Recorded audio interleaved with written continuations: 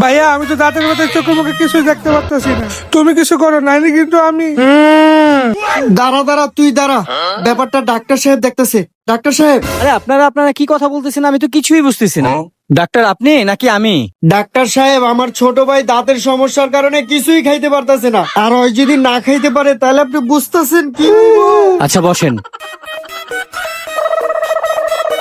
দেখি দাঁতে কোথায় ব্যথা করেন।